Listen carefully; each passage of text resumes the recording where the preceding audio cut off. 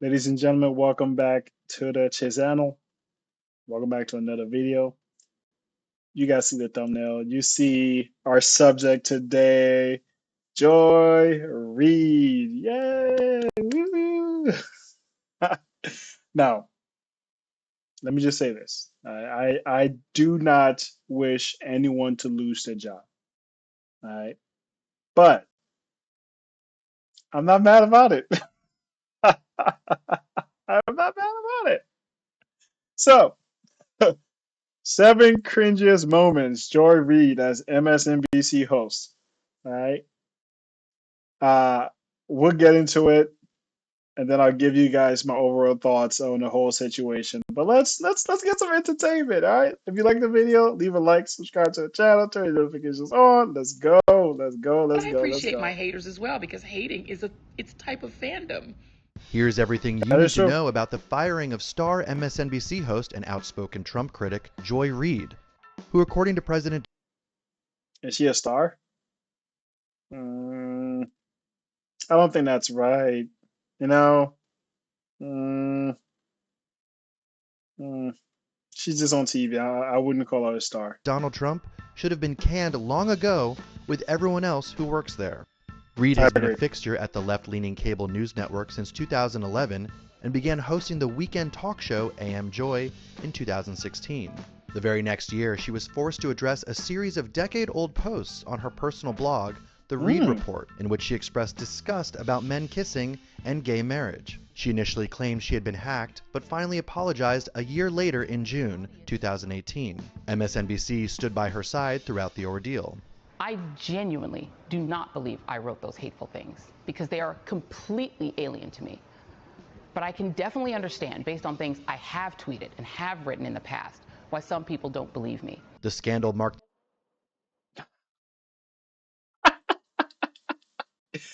so what you're telling me is they eat their own.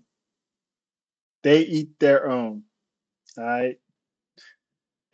All this SJW BS. No wonder she just like leaned all the way into like, oh yeah, I absolutely stand with trans women being able to play sports with regular women and blah blah blah, and Trump is hateful. All these people are fake. All of them are fake. All of this stuff is fake. It's all fake. the beginning of a rocky tenure at MSNBC, with the host racking up a series of cringe-inducing on-air Let's controversies. get In to it. 2020, Reid mocked police officers who declined to get the COVID-19 vaccine. So, for putting Americans in danger, officers and unions who are fighting against vaccine mandates, which essentially means fighting to make the public sick, are tonight's absolute worst. Really fascinating. Fascinating. Oh, that there is so much here to talk about just based on that statement. Number one, forcing people to get a vaccine that we all didn't trust when we didn't trust the government, and now we come full circle and the government's doing something, and now they're on the other side saying we shouldn't trust the government. Remember the whole my body, my choice thing just from a couple of months ago, and people were like, I want to be able to kill my baby. I want to be able to take my baby, and I want to have babies. So you should let me do what I want to do with my body. Oh, but in 2020, in 2021, y'all was like, no, you should be forced to do what we tell you to do, otherwise you lose your job. It's fascinating. The hypocrisy of these liberals. It is hilarious. Let's continue on. I'm having a good time. Are you guys having a good time? Leave a like, man. A little thumbs up. Give me that two. Hit it. Give me that two In thumbs up. 2022, she compared Floridians fleeing the Sunshine State in the wake of Hurricane Ian to waves of illegal immigrants crossing the U.S. border. Be careful about attacking people who have to move to save their own lives and safety, because you never know when it's your people that have to move, when it's your people who have to migrate, when it's your people who have to get on that road. Okay. Now about that. That is the most stupid thing I've ever heard. Reason being is a lot of these people that have been coming into the country illegally, especially in the last 4 years under Biden and Harris. They're not fleeing anything. They're not running from a terrible situation that's happening. They just want to come here because this is the land of milk and honey, if you will. Okay? They're just coming here for a better opportunity. They're not fleeing anything. All right, these people are fleeing a hurricane. This lady is so unintelligent. It's crazy that she's lasted this long. Stupid. And in 2024 claimed that Republicans were voting based on, quote, racial animus. They're increasingly, from the Tea Party on, they're voting on race. They're voting on this idea of an invasion of brown people over the border. The idea that they can't get whatever job they want. A black person got it, therefore drive all the blacks out of the colleges. In the lead Why are you so stupid? Wait, how many black people have you talked to and they'll tell you they voted for Barack Obama just because he's black? So let's say if white people are doing the same thing, what's the problem? Why is it when it comes to these pro-black people that an action is not good or bad depending on who's doing it? So if a black person is being racist towards a white person, that is completely acceptable. It's okay. If a white person does the exact same thing the black person just did to a black person, then it's wrong and now it's racist. How about we just not do these things to people in general? Is that so difficult? So what did Obama do for black people exactly? You know? So were we expecting the same thing from Kamala that as a black woman, I mean, she's kind of black, but as a black woman, she's going to fix all of our problems. Didn't Biden promise that? Wasn't that, you remember the whole BLM thing? And then we all voted for him because Trump wouldn't understand us, right? So we voted for him. What did he do? Can someone tell me one thing that Joe Biden did for black people? I'll wait. You know, I'm not gonna wait. Leave it in the comments below. Let me know. If the comments are empty, that lets me know that he did absolutely nothing for black people. And therefore, we need to stop listening to these people. up to Donald Trump's second term in the White House, Reid condemned the white Christians who supported him in the Iowa caucuses, claiming they want non-whites to bow down to them. None of that matters when you believe that God has given you this country, that it is yours, and that everyone who is not a white conservative Christian is a fraudulent American. Later that year. So wait, I'm a fraudulent American now? But I'm Christian. I go to church. I serve God. I don't lie with Trump. I don't think there's anything wrong with what he's doing. I think it's a good thing that we're getting back to Christian values. I think it's a wonderful thing that we're getting back to family values. I think it's a wonderful thing to say that a man is a man and a woman is a woman. I think it's a wonderful thing that we stand against illegal immigration, because it's not about the people, whether or not they're good people or not. If you do the wrong thing to get a good outcome, it's still wrong. Okay? That's objective. Okay? You don't have to stomp on people to get to the top. All right? You may have all of this money. You may be a multi-millionaire, multi-billionaire. If you hurt people to get that outcome, and now people, oh no, he's out here, he's doing good and he's helping people, but he had to stomp a lot of people out to be able to get there. That's an issue. All right? The ends don't justify the means. If you're a scummy person and you did scummy things to get to where you are in life, and now all of a sudden you want to be a good person, doesn't make it okay.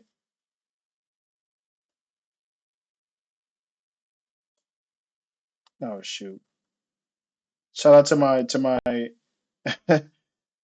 my laptop for Year, acting she up. claimed on TikTok that black people would look real weird for not voting for former Vice President Kamala Harris in the November election. You're going to look real crazy being on the other side of that line particularly as a person of color, but really as anyone who claims to have any connection to the culture. Nope, I don't want the culture. Y'all can keep it. Keep it. Keep it. It is all yours. All right. It is 100% yours. You got it. All right. Hold on to it. All right. Keep talking about slavery and keep talking about how this country is racist and keep talking about all this stuff. Keep telling your kids that they will never amount to anything because the white people is against them. And then when they don't amount to anything, you're like, whoa, what the hell is going on? What happened? This is crazy. I did, I tried to raise my son. I've been a good mother. And it's usually the women and the very feminine men, and I don't mean feminine as in like, I mean feminine as in they are led by the women. Adam and Eve. God told Adam, don't eat of the fruit. Adam listens to Eve and he eats of the fruit. And now we have all this fallen world and we have all this sin everywhere. Stop listening to women like this. All right. A good woman is going to tell you to listen to God. She's going to point you to God. Lift my hand up. All right. Oh, you're gonna look really weird, especially when you think of the culture. What culture? What culture? Why do you hold on to this stuff so much? When, at what point would the black community stop talking about slavery and talking about racism? At what point? When are we going to get to the point where we can all move on with our lives and we can all just be human beings living in the United States of America and living in the world, and we can all just get along and we can look at people based on the contents of their character and not the color of their skin? At what point? At what point would a young black baby be born into a world where he does not have to worry about or be told about slavery? At what point? When is it going to be enough? I think it'll never be enough. I think that people just look for excuses and things to complain about, and they'll always want something to complain about so they can be able to shift the blame to other people for their circumstances. That's just what I believe. And she argued that Harris voters should avoid Thanksgiving dinner with their Trump voting I remember relatives. this. Well, here's an alternative thought. I remember Make this. your own dinner, MAGA. Make your own sandwiches. Wipe your own tears. Troll amongst yourselves with Elon and leave us alone. In December, How do you tell people to stay away from their loved one and family members based off of politics? Oh, so mother, you gave birth to this child, and because the child disagrees with you on politics, you're not going to feed her? Is so basically everything liberal and everything Democrat is throw family away. In a world where a bunch of people are so freaking alone, and there are people literally self-deleting themselves off of these things, you're telling people to stay away from their family on national television? How do you expect to keep your job? Isn't you do realize that that's literally part of the issue with the black community is that we don't have families, right? And a lot of people who actually are educated or understand this stuff, they know this. You saying this, it's just putting you against these very same people you say you advocate for.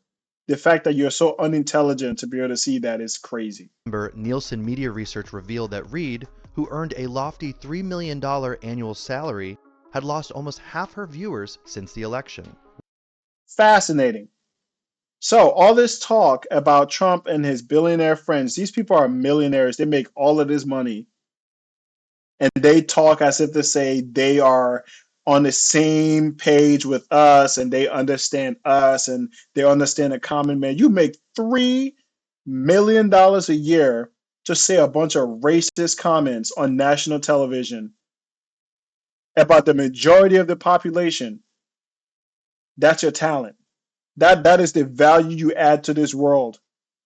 That's how you improve the world, right? You get paid $3 million a year to say a bunch of egregious things about people.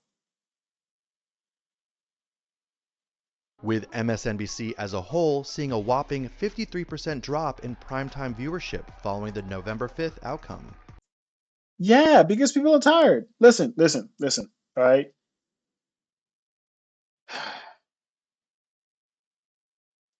I have had a lot of conversations um, with, family members, let's just say that, and they will complain about things and I will provide a solution. And they don't take the solution. And every time I see them, they complain about the same thing. And then I provide a solution again and again. After a while, you just get tired. All right. People saying that Trump is the devil and he's the worst and he's this. Like, it gets old. The boy who cried wolf. Y'all keep saying that he's the worst thing ever. And yet, every single decision y'all are making, you literally had California considering passing a law that made it acceptable for a 15-year-old boy to be able to have sexual intercourse with a grown man and be able to consent to that. These are Democrats. These are liberals. All right? And I'm starting to get heated. You say he's the worst and he's bad and he's so on and so forth. Y'all do absolutely nothing for the regular folks. Nothing. You just say stuff. You say stuff. You say stuff. You say stuff. Nothing. No solutions to the problem. You don't come up with your own ideas. Oh, Trump is saying this. We don't agree with it. Well, what's your solution? What do you what do you want to see? Please go to Trump and say, I don't agree with you. I think that's stupid. Here is my solution. Why don't you ever do that? Why don't they ever do that? This whole the whole thing with BLM, and this is something that I literally said to my cousin when she was on the BLM train, right? I said straight up, this is not going to work because if you want things to change, you have to go to the people who can change it and tell them how they can change it. You can't just be crying, I want change. Okay, I hear you. How do we go about giving you the change you want? What does that look like? How does that affect the rest of society, the rest of the population? What does that look like in action? No one said any of that. Everyone's like, oh yeah, police brutality, we gotta protest police brutality, blah blah blah, so on and so forth. And then when people say, well, a lot of these people who are having interactions with the police have criminal histories. No, we don't care about that. Police brutality, blah blah blah, this and that. Well, white people have more occasions where police ends up killing them. Well, we don't care about that. Jesus, man. You can't be unreasonable and then expect people to listen to you, okay? It's really that simple. After network president Rashida Jones left MSNBC in January 2025, Rebecca Cutler was tapped to helm the struggling network. Of course. Of course. I'm not talking about her. I'm talking about a lady before. Of course. That's why Joy Reid was able to say what she said. No one's calling her racist. This former network president. Where ratings have consistently trailed behind Fox News. Roughly a month later, Reid's show was canceled. President Donald Trump wasted no time reveling in the news, claiming on his Truth Social platform that MSNBC should pay vast sums of money for the unpardonable sin it has done to the country. He has also openly celebrated Reid's firing, describing her as one of the least talented people in television, I agree. and as a mentally obnoxious racist. Yep. MSNBC's 7 p.m. time slot, previously hosted by Reid, will be replaced by a new panel show featuring co-hosts Alicia Menendez, Michael Steele, and Simone Sanders Townsend. Yep. The diversity. Well, I can't say that yet. I can't say that yet. But that's where my mind is going. Well, I'm just gonna say this. Although I don't, I'm not gonna celebrate someone losing their job. In this case, This is someone that was completely unqualified to be able to have these type of conversations. Therefore, I'm not mad about it. I'm not. I'm not. All right. Good luck to her. Hopefully, you learn from this. Um, Hopefully, you grow from this. Hopefully, you understand that you cannot say racist comments about people, comments that if they said about you, you have a problem with. Especially if someone who claims to be a Christian, treat others as you want to be treated. That's one of the basic tenets that was given to us by Jesus. All right, we should treat people as we want to be treated. It's that simple. If you don't want people to say bad things about you and mean things about you, don't say that about people. Don't say all these terrible things and think that it's okay. We get tired of it, all right? After a while, if you have a family member that's like that, after a while, you just get tired of it because you're tired of the complaining, you're tired of excuses, and you have a life to live, and we all want to move forward. As a country, we are tired of it. It is exhausting, it is draining. We are all getting gray hair, well, not me, but you know what I'm saying? All right. Thank you very much for watching. Leave a like, subscribe to the channel, turn notifications on. Shout out to the New York Post. See you guys in the next one. Bye.